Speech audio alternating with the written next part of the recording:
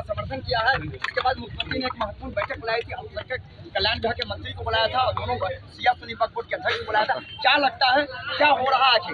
पहले आती थी हाले दिल पे हंसी, पहले आती थी हाले दिल पे हंसी, अब किसी बात पे नहीं आती। अच्छा, किन पर कहा जाए, किन पर विश्वास किया जाए?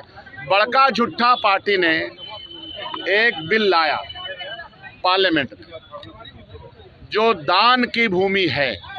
वक्फ का मतलब दान, दान का अगर रहता शब्द तो दिमाग का माइंडसेट तो भाजपा का कैसा मालूम है। अगर कोई शब्द उर्दू का आ जाए तो किसी और से रिलेटेड है। तो ये दान की भूमि पर बिहार में, देश में, बिहार सरकार के बहुत सारे स्कूल, इनकी बड़ी बड़ी योजनाएं भी चल रही हैं। वक्फ के लैंड लिया जाता है, उस पर उस समाज के लिए अच्छा से अच्छा काम करने का प्रयास होता है।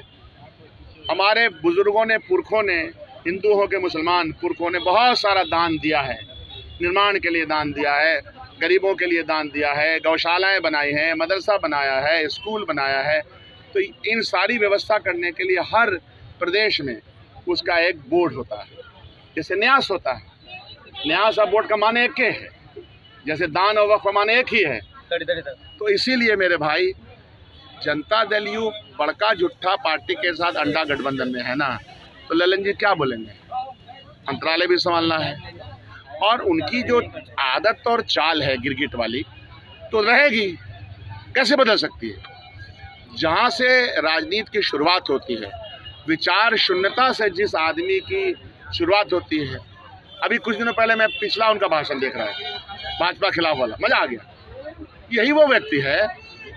तो कुछ लोग एक्टर होते हैं, कुछ लोग बड़े एक्टर होते हैं, तो बड़े एक्टर की तरफ से बड़ा एक्टिंग का बयान आया। धन्यवाद। जो था 8 अगस्त को, जबकि उस वक्त के ऑल इंडिया कांग्रेस कमेटी के अध्यक्ष मौलाना आज़ाद थे, उनकी अध्यक्षता में रेजोल्यूशन बम्बई में पास हुआ। 8 अगस्त की ही रात को देश के तमाम कांग्रेस पार्टी के नेता, महात्मा गांधी, जवाहरलाल नेहरू, सरदार पटेल, अन्य नेता और हज़ारों लोग सलाखों के पीछे डाल दिए गए। 9 अगस्त से क्रांति शुरू हुई।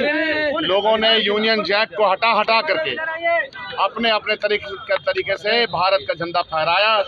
भारत के झंडा को फहराने में और 9 अगस्त में अंग्रेज़ों के खिलाफ भारत छोड़ो आंदोलन के क्रम में हज़ारों लोग शहीद हुए। ये 7 जो सतपुर्ती है, यह नौजवान भी पटना विश्वविद्यालय के हैं और दूसरे जगहों के, इनकी शहादत भी हुई। यह देश और देश की आज़ादी बड़ी मेहनत से हमारे पुरखों ने हासिल की है, जान की बाजी लगा के, दौलत की बाजी लगा करके, फांसी के फंदे को चूम करके। आज भी उस आज़ादी को, उस संविधान को बचा के रखने की कोशिश है। जो भी विघटनकारी शक्तियाँ, और ख़ास तौर पे हम लोग देख रहे हैं कि हमारे देश में सामाजिक न्याय और सामाजिक एकता और स्वाधीनता संग्राम के उन सपनों को चूर चूर करने का प्रयास किया जा रहा है, उस सब के खिलाफ आज हम लोगों ने संकल्प लिया। वक्फ अधिनियम संशोधन बिल आ चुका है। जेडीयू के जो वरिष्ठ नेता है ललन सिंह ने साफ तौर पर कहा है कि इसमें कहीं भी मुसलमानों का हक नहीं माना जा रहा है और इसमें कहीं भी मुसलमान के जो गरीब वंचित तबके हैं उनको हक दिलाने की बात। इंडिया गठबंधन ने एक स्टैंड ले लिया। स्टैंड न्याय योचित है। यह जो दान की ज़मीनें हैं, जो हमारे पुरखे, जो हिंदू हैं और मुसलमान दोनों ने दान किया हुआ प्रॉपर्टी इसलिए दिया कि उसको समाज में, समाज के काम में लगाया जा सके। बिहार में वक्फ की प्रॉपर्टी पे सरकारी स्कूल भी चल रहे हैं, तो गोया के सुविधा के लिए हमारे बुजुर्गों ने स्कूल में, कॉलेज में, जगह जगह पे दान दिया। इसका ऑलरेडी कॉन्स्टिट्यूशन में इसकी जगह दे दी गई है। इसको माइनॉरिटीज़ के लोग जो इसका देख रेख करते हैं, उनकी पोजीशनिंग संविधान के अंदर आर्टिकल के द्वारा दिया हुआ, ये सब बहस हो चुकी है। भारतीय जनता पार्टी को अगर इसका नाम रहता वक्फ इमलाक नहीं रहता, दान रहता, तो तुरंत ये भाषा बदल जाती। वक्फ लगता अरे ये तो मुसलमानों से रिलेटेड है, ये सिर्फ मुसलमानों से रिलेटेड नहीं है, ये इस देश के समाज के लिए है जिन लोगों ने दान दिया। उसी तरह से जो दान है, बहुत सारे मठ हैं, दान के हज़ारों एकड़ ज़मीन, उसका संचालन वहाँ के संचालन कर भी करते हैं, एक कमेटी बना करती है।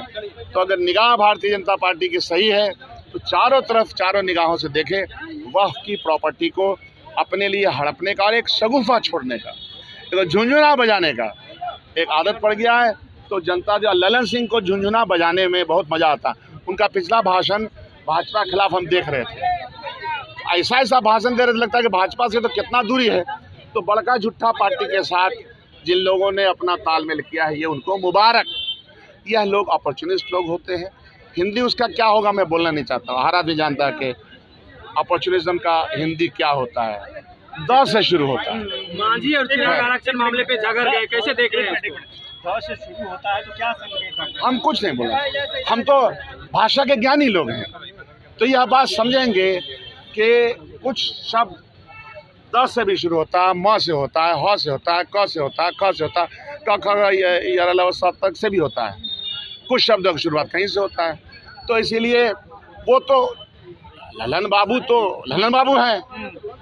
तो उनको जब मौका मिलता है, कभी इस पार कभी उस पार, कभी इस गली कभी उस गली, तो उनको आजकल मज़ा आ रहा है। तो मज़ा आ रहा है उनको। ये जनता दल यू के शीर्ष नेतृत्व है, वो तो शीर्ष नेतृत्व है ना, वो एक टेक्निकल नेता जनता दल में बनाए हुए हैं। तो टेक्निकली जो कहना है कहें। पर आपको भरोसा है कि कुछ पॉजिटिव आएगा? दुनिया देश में तो आदमी भरोसा पे ही चलता रहता है। देखें आगे देखो क्या है। ललन सिंह और चिराग और अंडा गठबंधन विरोधाभास का गठबंधन। हमारे माननीय मांझी जी को कैसा ऐसी विधानसभा में कहा गया। एक समाज के लोगों ने कहा कि जीभ काट लेंगे, फिर भी बर्दाश्त कर लिए। अब बर्दाश्त की प्रकाष्ठा है उनकी। तो हमारे बड़े बुजुर्ग हैं, कितना संयम है उनमें। अब रहा चिराग पासवान, तो उनको लगता है कि हमारा जो वोट है, वोट बैंक पे कहीं छेदाछेदी न हो जाए। तो इसलिए ये 6 लोगों का जो अंडा गठबंधन है, ये विभक्त हो जाएगा। आप देखिएगा, विचार अगर सही है तो वो रहेगा। ठीक।